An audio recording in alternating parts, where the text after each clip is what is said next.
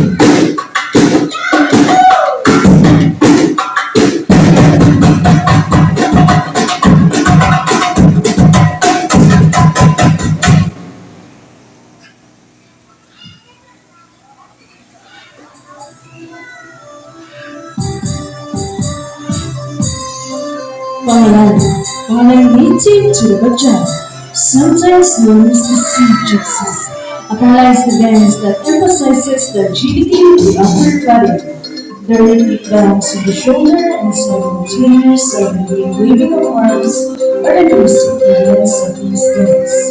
Iman is going to perform at weddings and other social gatherings, once again, and is for the Pangalay dance.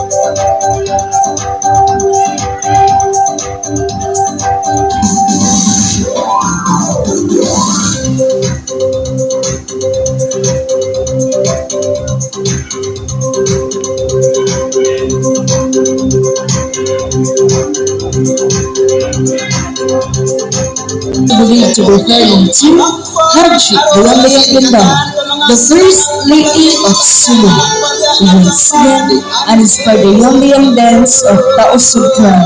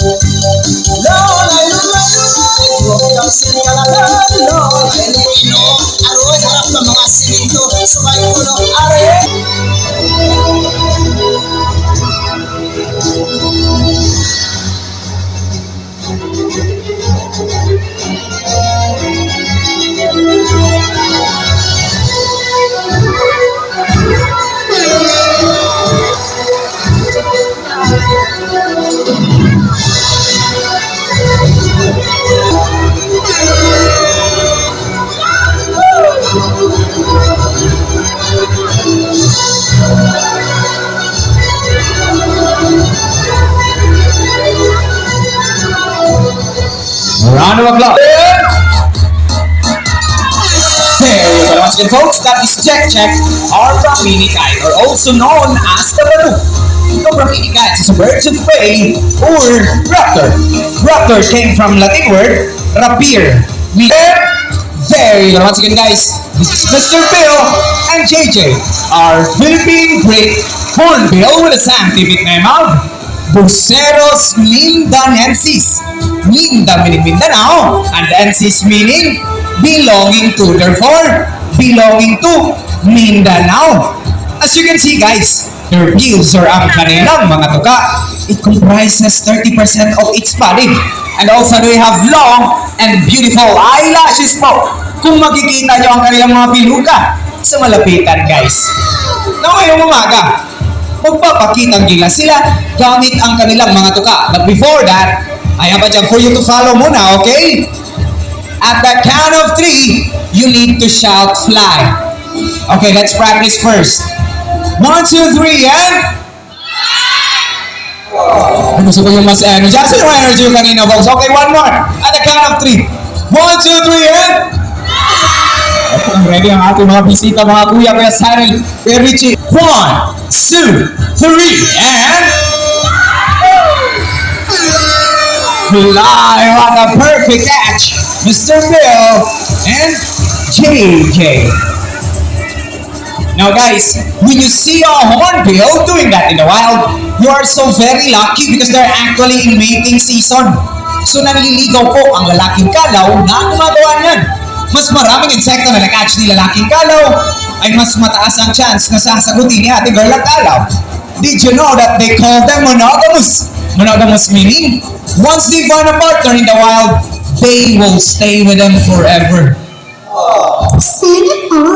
Sana all talaga folks, no? Subuti pa sa ating mga kalaw ay forever. No, sa mga single ladies natin dyan, kung naghahanap kayo ng forever, andito lang po ang ating mga trainers ha. Ay mga trainers, mga kalaw. Guys, once again folks, magpapakitang gilas pa ang ating mga kalaw. Now folks, prepare your cameras, mabilis lang to. At the count of 3, 1, 2, 3, and... Fly, and that is our Philippine Great Hornbill, or also known as the Kalaw. The alarm clock of the rainforest because they make noise every morning, noon, and afternoon. Our blue and gold macaw with Kuya Jimar. At wala na ulit yung pagkain ng Kuya Jimar. Alright, once again folks, this is Barak, our blue and gold macaw with a scientific name of Ara Ararauna, meaning genius. Why are they called geniuses? Because they have the mental capacity of a 4-year-old child. So magkasing talino lang ni Barak ang 4 na taong gulang na bata. And just like most parents guys, si Barak ay may tinatawag na zygodactyl feet. What is zygodactyl feet nga ba? Papakita yan ni Barak using a Filipino footwear called Kadang. Alright, now Barak, suot in bakla, and that is zygodactyl feet at work folks. 2 in the front, 2 in the back, allowing them to grab items. So march a good boy. Left, right, and baba. Good boy, Barak. At dahil dyan, Barak, may high five ka kay Kuya Jimar. High five! Alright, one more Barak. One more high five. Alright, siyempre, napaka-sweet nito ni Barak guys. Now Barak, kiss ko Kuya Jimar na ba? Bigyan natin ng kiss si Kuya Jimar. Oh, kiss si Kuya Jimar. Alright, kung lapis ni ba daw Kuya Jimar? Okay, one more pa daw. Alright, at syempre hindi rin magpapahuli yung host. Kiss din ako Kuya Jimar. Ay, may mga joke lang guys. Okay ka folks, at hindi lang yan. Si Barak ay isang eco warrior din who here segregates their trash. Sino sa inyo dito ang nagsesegregate ng kanilang mga basura? Anyone? Nagsesegregate? Si ma'am, okay, silang tatlo. Sino pa yung... halagi ba, hindi ka nagsesegregate? Naku po, ngayong umaga, tuturuan tayo paano mag-segregate ng basura. So, anong nandyan, Kuya Jimar? Ang ating basurahan, we have a non-biodegradable bin. Ay, siyempre, i-check ka ni Barak kung gumagana ba? Check mo, boy? Check mo muna. And also, we have a biodegradable bin. And once again, i-check ka ni Barak kung gumagana ba ang ating dalawang basurahan, guys. Okay? Alright, now check mo muna, boy. Perfect. Okay, bukang... Nakabat yung isa, okay? Bukang ready na si Barak, Kuya Jimar na Kuya Jimar. At the count of 3. Napaka masura, Kuya. 1, 2, 3, and go! Okay, nung kinukuha ni Barak, folks. Dahon, syempre, saan nilalagay ang dahon? So, the biodegradable bin. Good boy! Not this time. And this time, plastic. Saan nilalagay ang plastic? So, the non-biodegradable bin. May dalawa pang basura, boy. Alright, ito. Uy, dalawa, kinuha. Ito. Plastic na plastic. Saan nilalagay ang plastic? Ito, there. Barak, syempre, itatama yan ni Barak, guys. Okay? Kaya sa Barak, ito, plastic. Saan nilalagay ang plastic? Sugar not biodegradable peanut. One piece of trash na lang, boy! Wait lang. Leaf. Dahon, syempre, saan nilalagay ang dahon? Sugar biodegradable peanut. Pagpakan po natin si Barak, guys. No, folks, at dahil galing po ng Brazil si Barak, magpapaalam na po si Barak, guys. Okay, no, mga mamansir. Wait, bye-bye na sa kanila, boy. Hala. Barak, wait, bye-bye. Apoy. Barak, wait, bye-bye daw. Barak, hindi ka pinapansin Kuya Jim. Barak! Okay! Hala, okay, gusto pa mag-stay ni Barak daw, Kuya Jim. Gusto pa daw niya mag-perform. Siyempre, i-highlight natin yung ibang kasamahan mo, boy. Okay? Once again, folks, this is Barak, our blue and gold Macaulay. Kuya Jimar, palakpakan po natin silang dalawa, guys. Thank you so much to the both of you. Umbrella crested cockatoo with the scientific name of Kakatua alba, meaning older brother in Indonesian. Now guys, did you know the reason of global warming is due to pollution coming from our transportation? And this morning, he will show us some alternative ways to loosen our carbon footprints. Using a ding ding ding ding ding ding ding ding ding ding ding ding ding ding ding bicycle. Alright, now Jumbo Sakay, pakita mo sa kanila, boy. Yeah! Ang paniyak! So paniyak ni boy! Pa-first placer! Pang-Ironman! Pa-Papdol! Para lang good boy! Jumbo, not to the kids out there. Scooter, alam yung kaya mag-bike? Kaya din mag-scooter, guys. So, Jumbo, sakay ulit. And backjack, dahan-dahan lang ha. Medyo madulas yung table, Para lang good boy, Jumbo. You see, guys, even our animals love to help our mother nature, you can hold the cat. Amir na Teddy, baba ka na ba? Ayan. Once again, folks, that is Teddy, our Palawan bear cat with the scientific name of Arctictis binturong, locally known as binturong, guys.